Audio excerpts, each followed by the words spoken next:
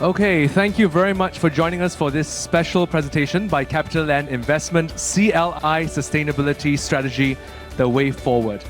Can we please put our hands together to welcome our speaker, Vinamra Srivastava, to join us on stage. Ladies and gentlemen, a round of applause, please. All right, thank you very much, everyone. Can I request everyone to settle down, please? Thank you very much for so patiently staying with us. I can promise you we've got an exciting lineup in the afternoon with some fantastic speakers, and I see my friend Winston also here. He'll give us a very different perspective as well. What we want to do over the next 5 to 10 minutes, I want to keep this very short, is just give an update of where CapitaLand Investment is in terms of our sustainability strategy. What are the kind of things we are doing and what's coming up on the radar. Some of you may have seen some of this before, so I do apologize for that, but I'll make sure I give you fresh content on what's recent. This is a very short summary of how we look at our sustainability and ESG strategy. 4 key pillars. The first pillar is focusing on decarbonization at an asset level. We have done with target setting, we have done with road mapping, etc. The focus is squarely right now on the first pillar on how do we decarbonize across the 2 scopes so far, but now going forward much so on scope 3 as well. And a lot of initiatives that you will see a little bit later are focused on that first pillar. The second pillar is ensuring that while we continue to decarbonize our assets, our focus on creating impact on community, our own people, our suppliers, our customers, our partners is very, very robust. So a lot of work that we are doing, not only as part of BAU, but also through our philanthropic foundation called CapitaLand Hope Foundation, is focused on the objectives of creating social impact in that pillar. The third one is to try to turn the whole process of making our business more sustainable into new business opportunities as well. So this is where we are now flipping the conversation to say, not only do I need to invest in decarbonization initiatives to make my portfolio resilient, but can I create new business verticals out of this? So we have created a new vertical under our private equity arm, and now we are looking at new product ideas. It could be venturing into green infrastructure. It could be looking at brown to green transition products for core real estate, as well as looking at what we can do more from a VC angle with the startups that we already engage in. So this is our newest sort of baby right now, and we are working through some of the business plans to get this into action. And the last pillar is ensuring that while we do that, as an organization, we continue to improve our capabilities, our processes, and make sure we are wired and ready for the future. This is an old slide. I won't spend time on this, but this is just for some of you who have probably not seen this before to refresh what our targets are. This is a refreshed sustainability master plan for 2030 that we had launched last year. And this has put quantified targets. I won't go through each target. You can take a look. The slide is also on SGXnet. But under each of the 3 pillars, especially on the environment and social side, there are quantified targets against which we measure our performance every year. So what are we doing on execution?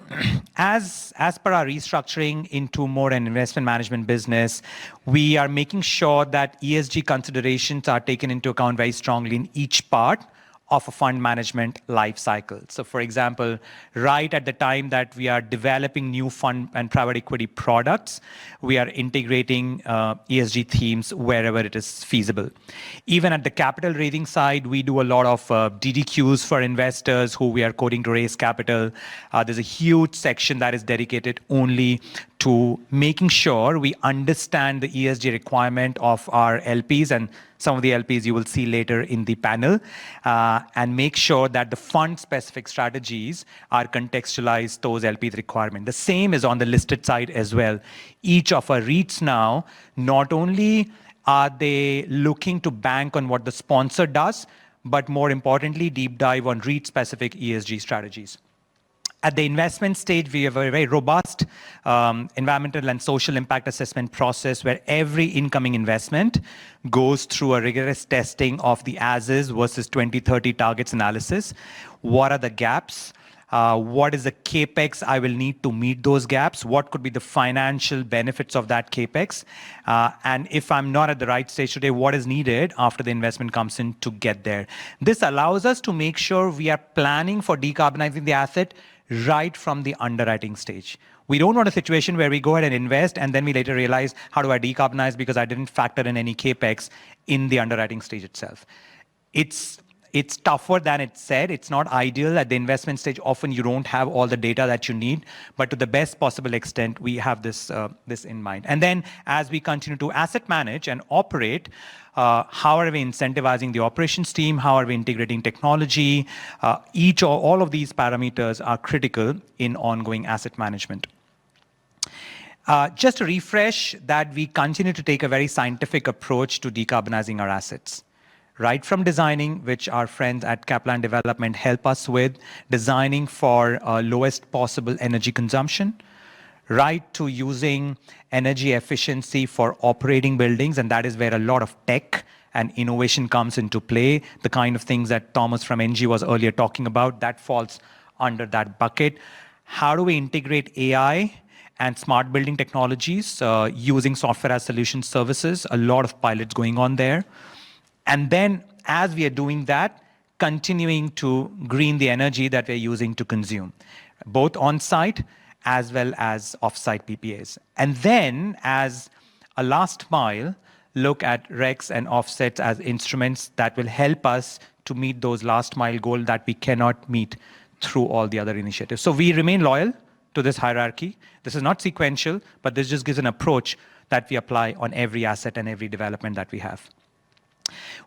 Last year especially, we've also been publishing what we are doing on climate scenario analysis. So we did a comprehensive study last year with more than 480 assets across a portfolio to look at physical risks and transition risks under 3 scenarios, 1.5, 2, and 3 degrees.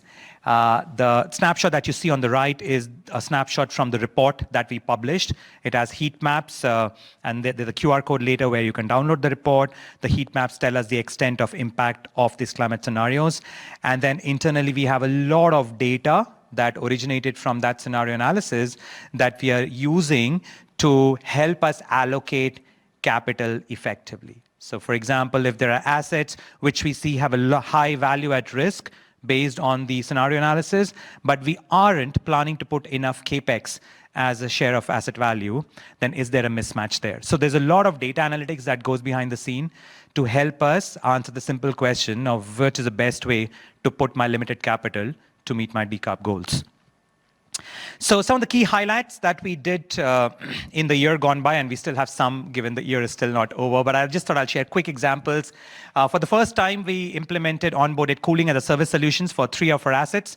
As Thomas was mentioning, the intention is for us to get up to 30% of energy savings, hopefully more, once this is implemented effectively. And if cooling as a service works well, we look to expand this to our whole portfolio. What is this exactly? It's essentially of stripping out and sort of outsourcing your entire M&E to a third-party provider who's an expert in this, who has economies of scale, and who has strict KPIs on your green carbon goals. And then you are buying chilled water or as an OPEX rather than hosting all these equipments building by building. We also continue to do a lot of asset enhancements initiative across our countries. While this is a BAU in general, but today a lot of AEIs are focused on green. For example, Clarke Quay, where it's not there on this slide, but when Clarke Quay rejuvenation happened, more than 30% of that budget was for green initiatives, right? So the focus of all our asset enhancements is very squarely on how to enhance the green content of that building.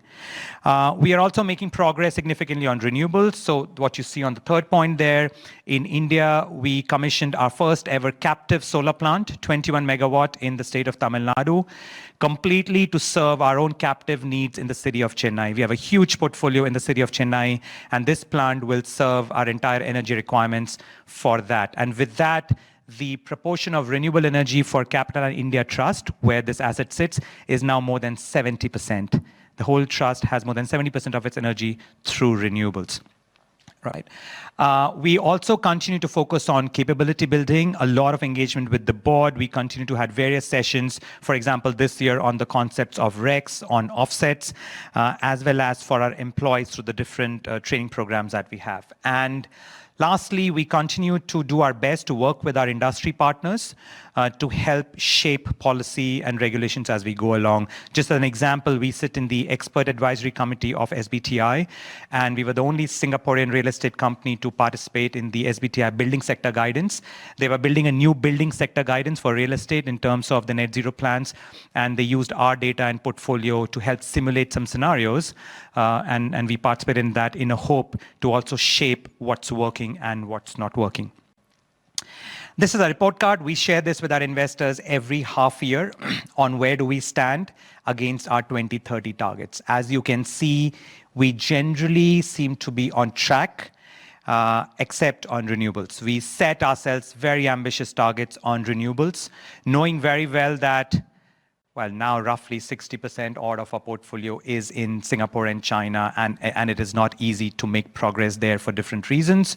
But we do also know in many other geographies we can double down. So we want to continue to push the boundaries and do as much as we can on renewables, and that will continue to make impact on the carbon number as well.